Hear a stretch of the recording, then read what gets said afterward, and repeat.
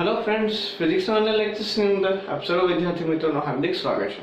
વિદ્યાર્થી મિત્રો, લાસ્ટ લેક્ચર્સની અંદર આપણે ફ્રોનહોફર્સ અને જેનો બીજો એના જીવન જેવો છે યંગ સ્લિટ્સ અને ફ્રિઝનો આ ત્રણનો અભ્યાસ કરતા હતા. હવે એ ત્રણેયને અહીં આપણે સ્ટોપ કરવાના છે અને આ ચેપ્ટર્સનો ઇક્વેશન વાળો છેલ્લો ક્વેશ્ચન અને બીજા બે તફાવત કરવાના છે.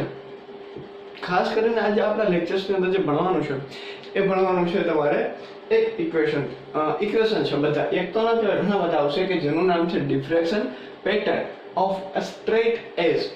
મતલબ કોઈ સ્લીટ છે તો વચ્ચે કોઈ એક લેન્સ મૂકી દેવાનો છે. શું મૂકી દેવાનો છે? લેન્સ મૂકી દેવાનો છે. તો આ લેન્સના કારણે જે આપણે બધા પ્રતિબિંબ મળે છે એ કઈ રીતે મળતા હોય છે એનો અભ્યાસ આપણા લેક્ચર્સની અંદર કરવાનો છે. આ પ્રશ્ન જોવા જઈએ તો થોડોક મેથેમેટિકલ સાજો છે. ક્લિયર? એક પાયથાગોરસ આવશે, બીજો બાયોનોમિયલ ક્યુબ જે આપણે અગાઉ મેં તમને શોર્ટકટ આપી હતી એ પ્રશ્ન આવશે. રેડી? અને બે પ્રશ્નનું કોમ્બિનેશન કરશો એટલે આખો પ્રશ્ન બની જવાનો છે. થોડુંક તફાવત આવશે, ક્યાંક સરવાળો આવશે, ક્યાંક બાદબાકી આવશે, ક્યાંક થોડુંક સાદુરૂપ આવશે.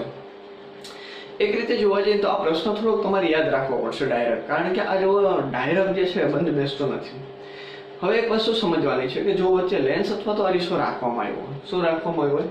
વચ્ચે લેન્સ અથવા તો અરીસો રાખવામાં આવ્યો હોય તો ડેફિનેટલી જો વચ્ચે લેન્સ અથવા તો અરીસો હશે તો એનું એક વસ્તુ હશે સામે, અને સામે એનું પ્રતિબિંબ હશે. સામે મતલબ કાં તો એ ઇમેજનરી હોય, ક્યાંક રિયલ હોય, મતલબ કાં વાસ્તવિક હશે ને કાં ભાષ્ય છે. ધેટ્સ મીન્સ કે જેને આપણે શેડો એનો પડછાયો કહી શકીએ. હવે પડછાયો કેમ? તો કે કોઈ સ્લીટ છે યા કોઈ ઉદ્ગમ છે, રાઈટ? રેડી? તો એમાંથી જે પ્રકાશ આવે છે એ જે જગ્યાએ આપાત થાય છે તો એ જે મૂળ પ્રકાશ જે ગોળાકાર હોય તો સામે હાથ પણ એની ગોળાકાર મળશે, વર્તુળાકાર હશે તો વર્તુળાકાર મળશે, નળાકાર એનું વેવ ફ્રન્ટ હોય તો સામે એનું જે રિફ્લેક્ટ જે મળે એ પણ કેવું મળશે? નળાકાર, સિલિન્ડ્રિકલ જ મળશે. રેડી? ધેટ્સ મીન્સ આપણે એનો શેડો કહી શકીએ, પડછાયો કહી શકીએ. તો આ વસ્તુને ખાસ સમજવાની છે કે હજી એક એક્ઝામ્પલ દ્વારા સમજો કે સપોઝ આ માર્કર છે તો માર્કરને આપણે બોર્ડ સામે રાખીએ છીએ, સોરી મિરર સામે, અરીસા સામે, તો એનું પ્રતિબિંબ આના જેવું જ મળશે.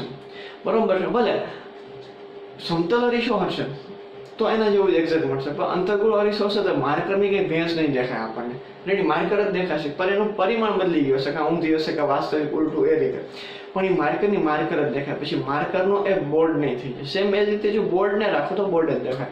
તો સેમ એવી જ રીતે કોઈ પણ જે સોર્સ છે આ સોર્સને તમે કોન્કેવ અથવા તો કોન્વેક્સ લેન્સ અથવા તો મિરર સામે રાખો છો તો એનું પ્રતિબિંબ એના જેવું જ રતાચું હોય છે. હા, એના સાઇઝની અંદર, એના પરિમાણની અંદર ચેન્જીસ આવી શકે છે. તો જ્યાં એને જેવી જ વસ્તુ મળે છે તો આપણો પડછાયો જે છે એ આપણા જેવો જ એક્ઝેક્ટ દેખાય. યા ખબર હોય તો. રેડી? ક્લિયર? અને એની સાઇઝની અંદર જેવી રીતે વધારે ઘટાડો હોય તો એને આપણે શું કહેતા હોય? શેડો કહેતા હોય. તો એવો એક શબ્દ અહીંયા ભણવાનો છે, જીઓમેટ્રિક શેડો. અહીંયા કદાચ લાઇટ આવતી હશે, દેખાતું નહીં હોય તો જોઈ દેજો. અહીંયા લખ્યું છે geometrical shadow, GEOMETRICAL shadow, SHA. Ready? Okay, એ તો અહીંયા દેખાતું છે શેડો વાળું, SHADOW શેડો. બીજું તો કે આની અંદર એક તમારે ભણવાનું છે ઇન્ટેન્સિટી. તો ઇન્ટેન્સિટી વાળું ભણવાનું છે. ઓકે, જોઈએ. અને બીજા ઇક્વેશન્સ છે શું આખું? તો કે અહીંયા સોર્સ છે, વચ્ચે અહીંયા કંઈક એવી સ્ટ્રેચ એજ રાખેલી છે. રેડી? લેન્સની. હવે અહીંયાથી જે લાઇટ આવે છે આ લાઇટ સપોઝ એક અહીંયા P પાસે અને એક અહીંયા Q પાસે ભેગી થાય છે. રેડી? આ જે લેન્સનો ભાગ રાખ્યો છે એ B છે, અહીંયા સોર્સ છે, અહીંયા આપણી જે સ્ક્રીન છે, સ્ક્રીન પર પોઈન્ટ P છે. રેડી? હવે આ જે સોર્સ જે છે એનું આ જે લેન્સ રાખ્યો છે અહીંયાથી ડિસ્ટન્સ આ C જેટલું છે.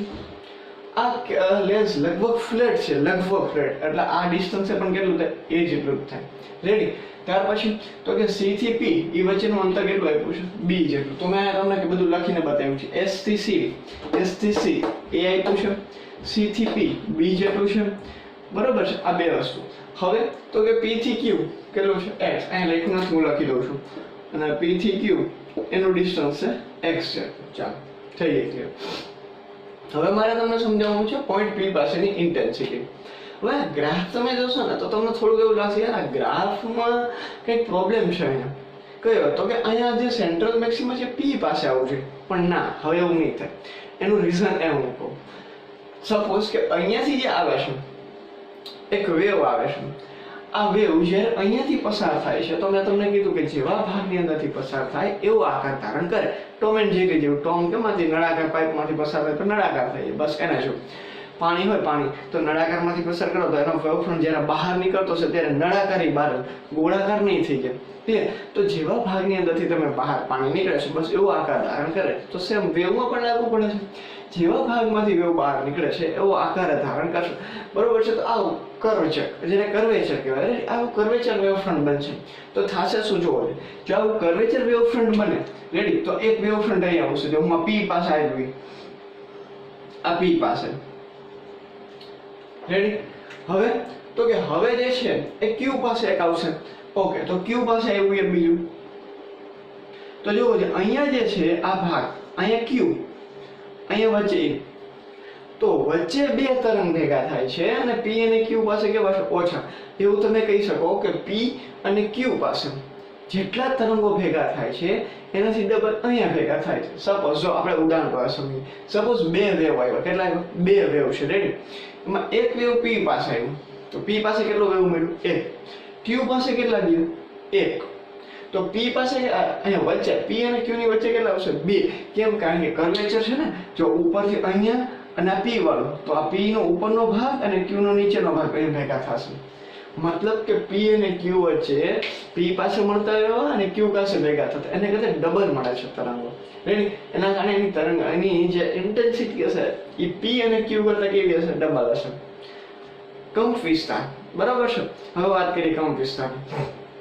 તો આનો જે કંપ વિસ્તાર છે P અને Q પાસે અડધા તરંગો ભેગા થાય છે, રેડી.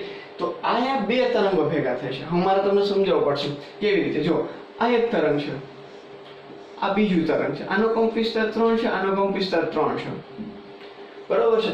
બંને અહીંયા જો ભેગા થતા હોય તો આપણે સંપાતમાળાનો સિદ્ધાંત ભણી ગયા, રેડી. સુપરપોઝિશન્સ લો. બંને ભેગા થતા હોય તો આનો કંપ વિસ્તાર કેટલો થાય? 6 જેટલો થાય, રેડી. એક પાસે અહીંયા બંને ભેગા થતા હોય, રેડી, આ વેવ અહીંયા ભેગા થાય છે, આનો કંપ વિસ્તાર કેટલો હોય? 6. આનો કંપ વિસ્તાર કેટલો હોય? 3. મતલબ કે P અને Q પોઈન્ટ પાસેનો એમ્પ્લિટ્યુડ, જે કંપ વિસ્તાર જે છે એ કેવો હશે? જે વચ્ચે P અને Q વચ્ચે મળે એના કરતા કેવો હશે? હાફ, અડધો હશે, રેડી. તો જો P અને Q પાસે એનો કંપ વિસ્તાર જે છે અડધો હોય તો આપણે ભણી ગયા કે intensity proportional two power of amplitude, ready. આ ઇન્ટેન્સિટી, તીવ્રતા જે છે એ કંપ વિસ્તારના વર્ગના સમપ્રમાણમાં હોય. કંપ વિસ્તાર કેટલો મળ્યો P અને Q પાસે? અડધો. તો એની તીવ્રતા કેટલી હોય? ચોથા ભાગની તીવ્રતા હોય. તો એમાં લખ્યું છે intensity at P is equal to 1/4, બરાબર છે. P અને Q cos by 10 એની ઇન્ટેન્સિટી તીવ્રતા કેટલી હશે? ચોથા ભાગની હશે. આ વસ્તુ ક્લિયર. આ એક જ પોઈન્ટ સમજવાનો હતો ખરેખર રીતે. ત્યાર પછી બીજું મેં લખ્યું છે જીઓમેટ્રિકલ શેડો. તો જીઓમેટ્રિકલ શેડો તમને સમજાવી દીધું કે જીઓમેટ્રિકલ શેડો શું? તો કે એને જેવું જેવું પ્રતિબિંબ મળે એને શું કહેવાય છે? Geometrical point. તો આવા જીઓમેટ્રિકલ પોઈન્ટ કેટલા મળે? ઘણા મળે. P, Q, R, S, T. આપણે જે બધી ફ્રિન્જીસ સલાકા જોઈ એ બધા એને કેવા કહેવાય? Geometrical shadow. ત્યાર પછી આવશે ઇલ્યુમિનેશન પાર્ટ. ઇલ્યુમિનેટેડ પાર્ટનો મતલબ શું થાય? તો કે હવે એના બધાના ઇક્વેશન સમજાવવાના છે. ઇલ્યુમિનેટેડ પાર્ટ એટલે આજે પોઈન્ટ C છે, અહીંયા D છે, B, તો બધાને ભેગા કરી એનો જે ઇલ્યુમિનેટેડ પાર્ટ D, Q, આ બધા ભાગની અંદરથી નો તફાવત કઈ રીતે મળે, એની તરંગ લંબાઈ કઈ રીતે, તો એ બધાને ઇલ્યુમિનેટેડ પાર્ટ કહેવાય.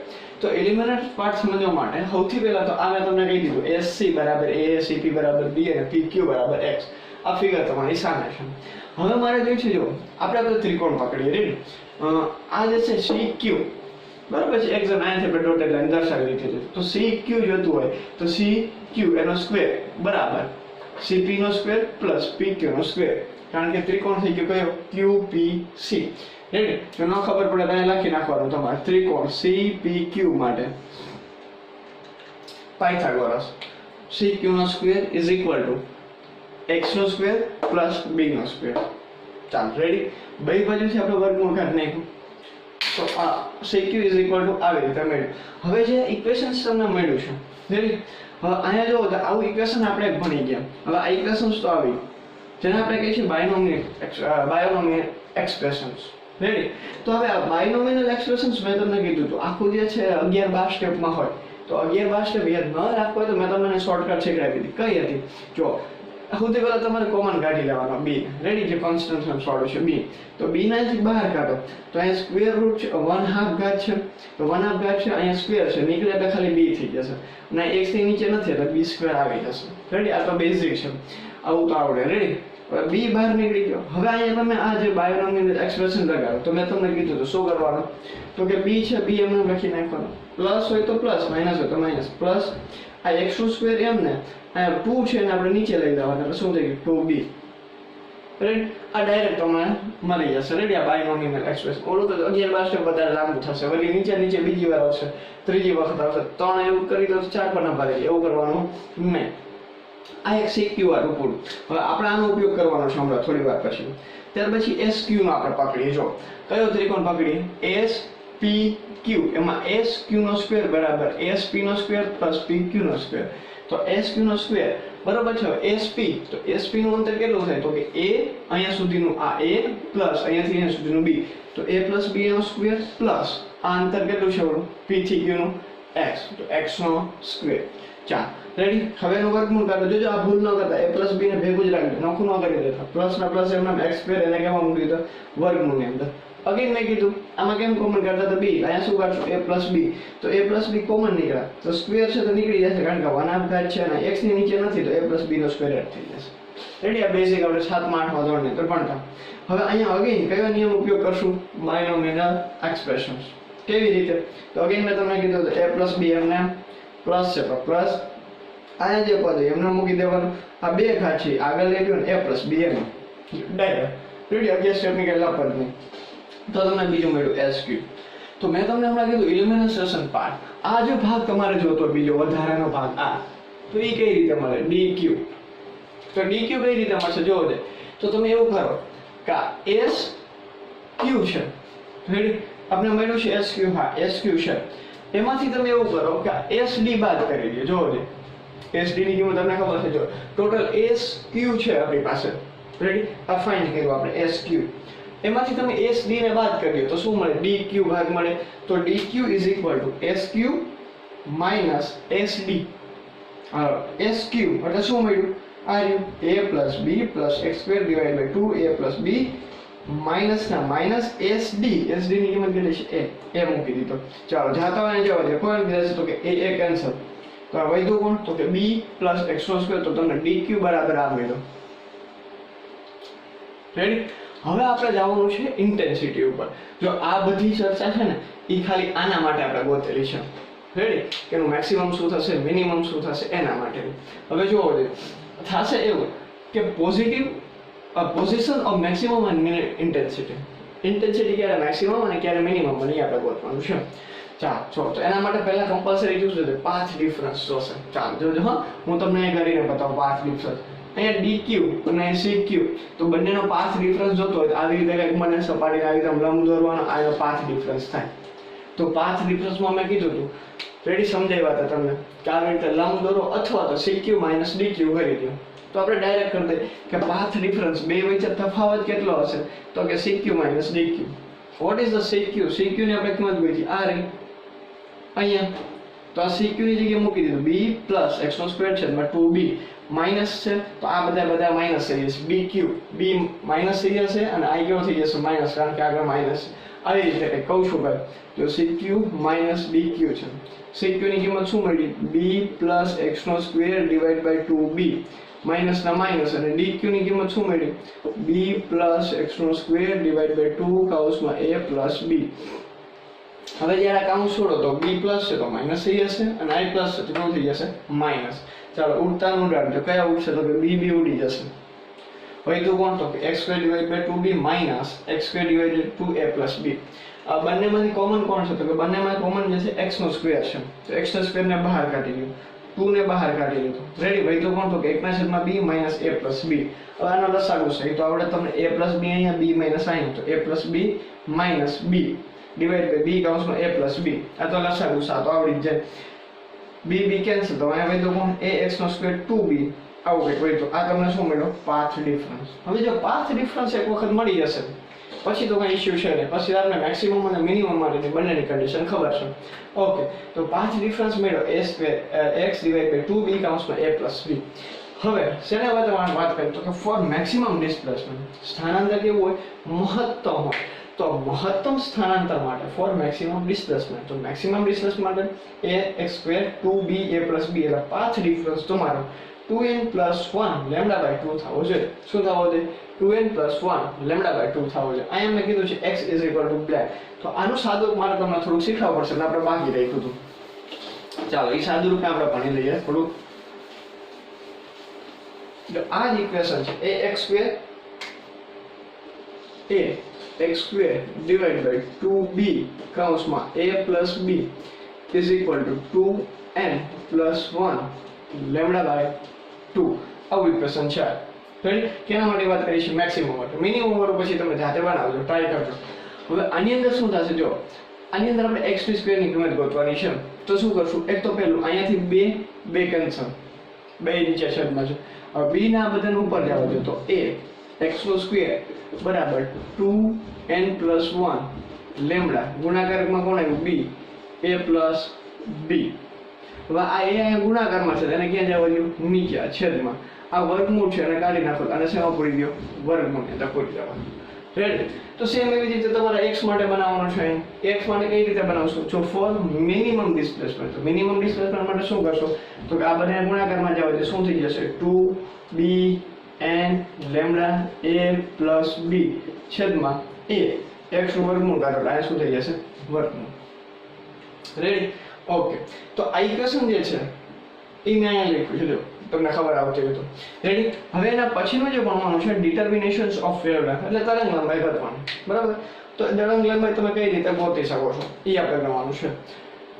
તો એના માટે એવું કહે છે કે તરંગ લંબાઈ તમારે જો ગણવી હોય તો x નો તફાવત રાખો. તો હવે એમ નહીં કે તમને તરંગ લંબાઈ એવી રીતે ગણવાનું કહેશે કે આ બંને વિસ્તાર વચ્ચે, મતલબ કે x1 અને x3 વચ્ચે, x4 અને x5 વચ્ચે. રેડી? એવી રીતે તમારે શું ગણવાનું છે? તરંગ લંબાઈ ગણવાની છે.